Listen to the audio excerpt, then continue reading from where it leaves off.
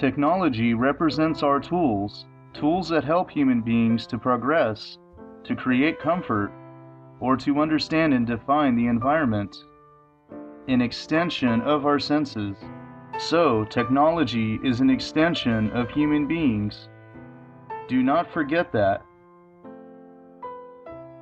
Unfortunately, in the current system, the monetary system, much of the technology has become a part of the composition of an individual's social image, and often they see themselves or others through the objects they possess.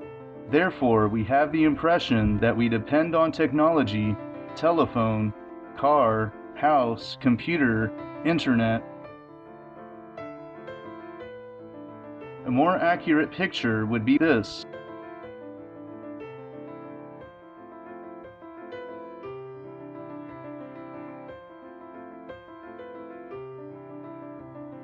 Again, do not forget, technology is an extension of human beings.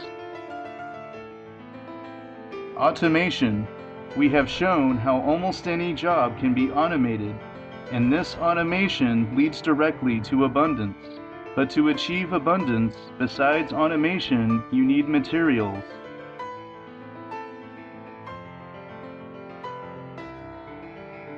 To get an idea about materials needed, which are planetary resources, you have to complete a survey of the planet, a thorough analysis of the planet's resources.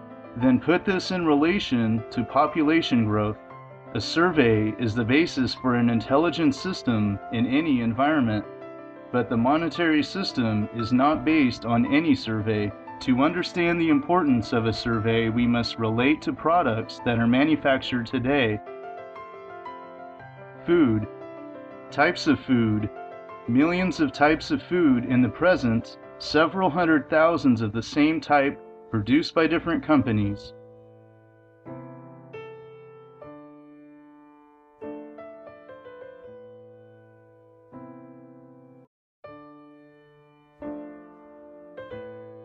Sweets. Millions of types of candies, several hundred thousand products that are identical but produced by different companies.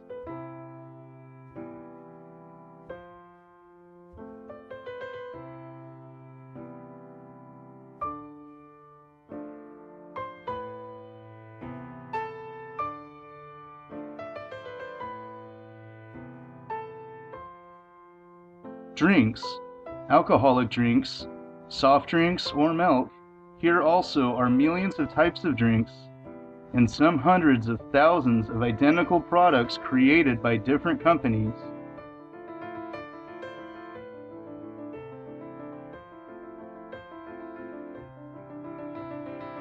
Animal food. Hundreds of thousands of types of foods for animals in a system designed for the human species, but in which tens of thousands of people die daily from hunger.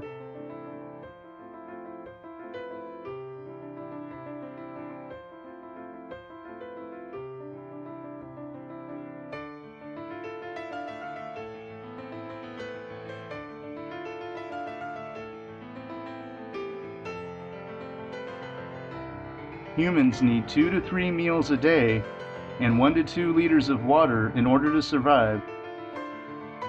We could restrict the products we produce to only a few thousand types and create more than necessary for everyone. If you can produce millions of types of foods, drinks, sweets, or foods for animals, it means that the material to create food exists. That plus the fact that we throw away tons of food in the monetary system every day. Reducing our waste, combined with permaculture or mariculture, can create an abundance of food with lots of variety. Other materials. Various construction materials. You must take into account here all unnecessary objects from the monetary system which are still produced. Decorative objects, recycling machines. If objects would be of the highest quality, then you wouldn't need recycling machines. Entertainment items. From football stadiums that are about 70 to 80,000 seats to millions of musical instruments. Amusement parks. objects for animals, special cages, clothes, or other objects designed for other beings on this planet. That in a system created for the human race in which millions of people have nowhere to sleep or clothes to keep them warm. Thousands of houses or buildings not used, whether they are private, only for certain events, or they are simply waiting to be occupied by people with money. Millions of types of clothing in a world of fashion. If we focus on utility in the production of new objects and recycle the unnecessary ones, we could easily provide shelter, clothing, and other essential items for comfort to everyone. Energy. Energy is vital to technology. From lighting to most devices that you own, cars or any equipment, everything is powered by energy. Energy is a quantity that indicates the ability of a physical system to perform work when going through a transformation from one state to another in the chosen reference state. Energy is a state function. Currently, oil is still used to power these machines, but oil is a substance that is found on planet Earth, and unfortunately, it is exhaustible. Currently, there are so many types of renewable energies that only an extremely harmful system can stop an abundance of energy. Solar energy, ocean thermal energy conversion, geothermal energy, bloom energy, wave energy, bioenergy, biofuels, biomass, tidal power, wind power, compressed natural gas, nuclear power generator, human power, etc. To get an idea, you can consider only two such types of renewable energies. Geothermal energy. Geothermal energy gives us a steady supply of electrical power with minimal environmental impact. Here is the basic process. Water in underground reservoirs is heated to high temperatures by magma. Production wells drilled up to 10,000 feet below the Earth's surface tap into this hot fluid. Under its own pressure, the fluid flows through these wells toward the surface. As it travels, the pressure lessens, causing a small amount to become steam. Together, the hot fluid and steam move through a surface pipeline to a wellhead separator, where the pressure is reduced. Here, most of the fluid vaporizes and flashes into high-pressure steam. Any fluid not flashed into steam moves to a standard pressure crystallizer to produce standard pressure steam. Remaining fluid is then flashed at a lower pressure to create low-pressure steam. All steam created in the plant is sent to a turbine on site. The force of the steam spins the turbine's blades, which turns a shaft connected to an electrical generator.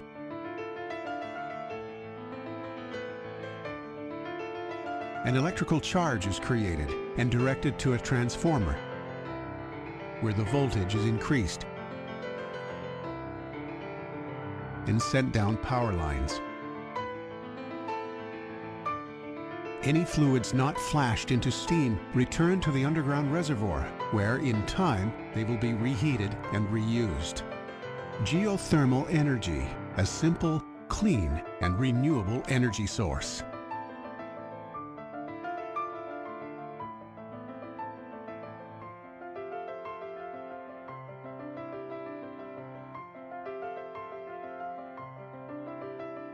And solar energy.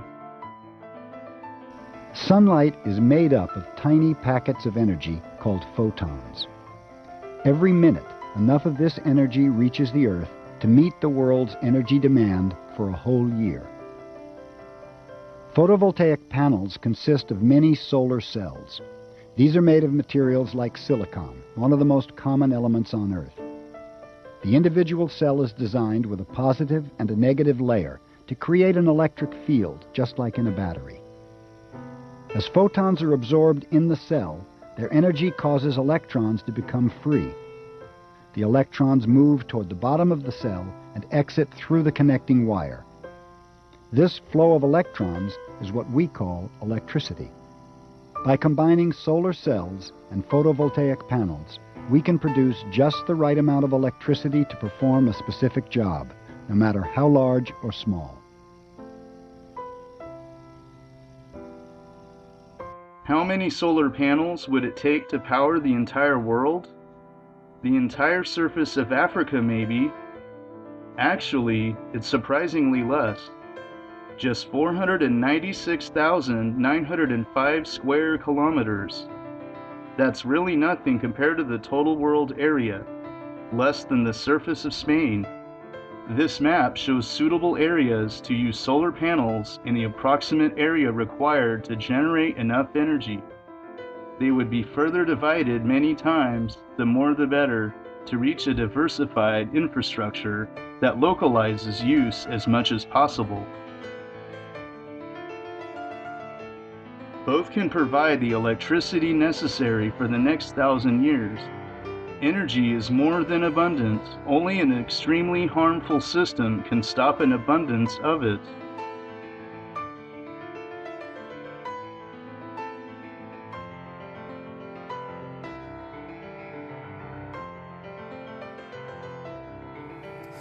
But what's really exciting is this mashup, this technological mashup that's starting between energy technology, information technology, building technology, and vehicle technology that's starting to come together in some very, very powerful ways that's creating opportunities really in almost every industry.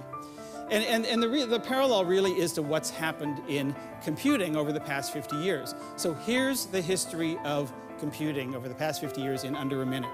You ready? Started off with a big mainframe like this surrounded by a bunch of dumb terminals, right? And over time, those terminals got smarter and more self-sufficient and better able to have a two-way conversation with the mainframe, and eventually to have a conversation with pretty much everything. The mainframe is off there somewhere. Now it's in the cloud, and then eventually to be able to be connected with just about everything that we have now that's electronic, and a lot of that is happening wirelessly, right? That's kind of the history. And that happened because of thousands of innovations by hundreds or maybe thousands of companies that brought down the price and improved the efficiency of broadband and microprocessor speed and wireless and storage and everything else, to the point that we no longer think, at least in the developed world, how much time we spend doing this or doing this, that information is almost free. So what's the parallel? Well, there's your mainframe. And with all due respect to the nice people from Nokia, we're sitting in one of the dumb terminals. This is where we live, it's where we work, it's pretty much every building out there. And increasingly, these dumb terminals are going to get smarter and more self-sufficient and better able to have a two-way conversation, not just among themselves and with the mainframe, but among our cars and local distributed sources of power and a whole range of other things. And eventually, a lot of that's going to happen wirelessly. And so the conversations that's taking place in Silicon Valley and in the Silicon Valleys of the world is, what are the thousands of innovations and the companies that are both existing now and haven't yet been born that are going to bring down the price and improve the efficiency of energy to the point that it becomes so cheap and ubiquitous and efficient that it's almost free? And that's a conversation that is not just a pipe dream. That's a conversation that's taking place, and a lot of the pieces of that are now being built, some by those companies that I showed earlier, some by a whole range of startups. That, by the way, is 180 degrees from drill, baby, drill. It's about energy as abundance, not energy as scarcity.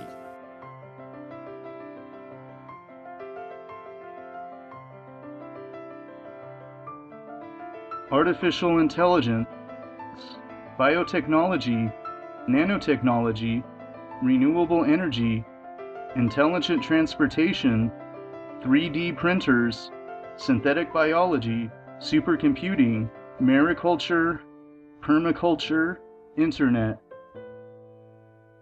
Relate this to the fact that a human being needs food to survive and comfortable conditions to progress. Technology is more than capable of providing that. Automation can be achieved, abundance the same.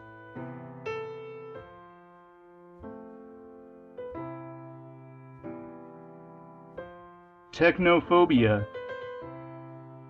Many people are scared when it comes to technology because they think that a more advanced technology is, the more that we will be at risk because of it, because robots have the capacity to arrive at decisions.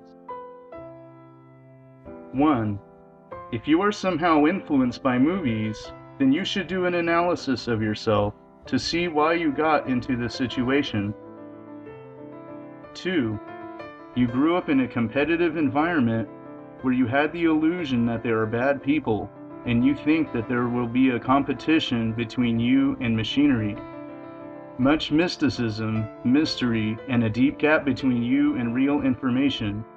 It is normal for you to create such scenarios. In addition to this, some people invent robots after the human body, which is totally wrong, both in terms of utility and technology. 3. If you have not noticed, you are driven by technology.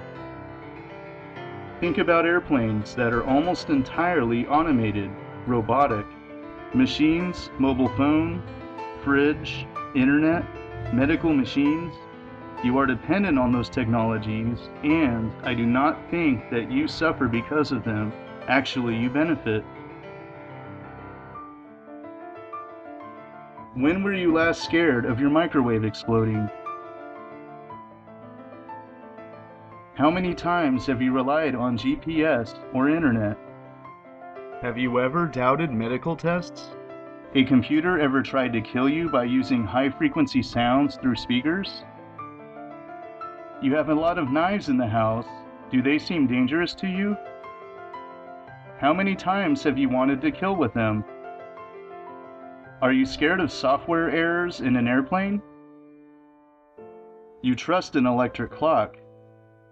What if your fridge contaminates food overnight? Technology is a part of your life. The rest are just illusionary stories. Why can you not contemplate positive scenarios? Think about that. I was just reading an article that was released by the Pentagon, and they're working on semi-autonomous killing machines that can not only kill at their discretion, they can actually consume organic matter and turn it into energy. So, to put it very caustically, they can kill somebody and then the machine can consume the person and it can power the machine. If you can't think of anything more horrifying than that. It sounds a little bit like the system we live in now. Yeah. Good point. Good point. Many lives are consumed. Yeah. All these movies on the future that are so horrifying are really just an extrapolation of this system into the future.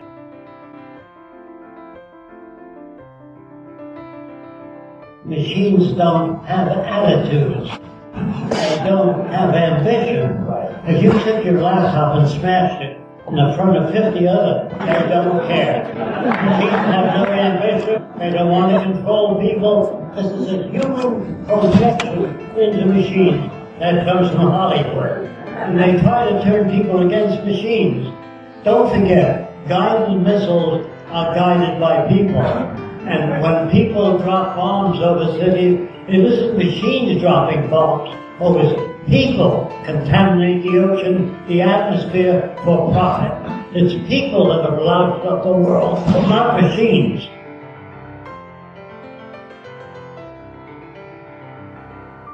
A machine can't feel bad or good about you. It can only react to the way its circuits are built. With machines, it's called lights-out manufacturing. You know, the factory could be dark as long as it's automated. That's why human systems go on strike, they smoke, they go to the bathroom, they fuck off, which is all normal. But with machines, there's no fuck off. They work hard all the time, and they make no demands. So if I say we're moving toward a machine world, it isn't a wish that I have, it's a natural direction of technology. Look at it this way. Think about a couple of cavemen arguing about fire, right? And one guy says, fire! We can, it could burn down our whole village. And the other guy says, nah, this fire stuff is impossible. And the third guy says, yeah, but it makes good food, you know. You can cook stuff and it tastes, I really like this fire stuff. And you can scare off the bears. It really helps. And sort of the question is, how do you deal with this new technology called fire? Well, it turns out fire is dangerous. You can burn down villages. And we've got fire departments for the very explicit purpose of making sure our village does not get burned down. And we have fire extinguishers. And there are a whole bunch of rules and regulations about how you deal with fire. But we find that the advantages of fire, the benefits of fire, are huge. And the risks, when you analyze them, when you look at them, are risks that can be mitigated by various strategies, which we adopt, and we roll forward and do it.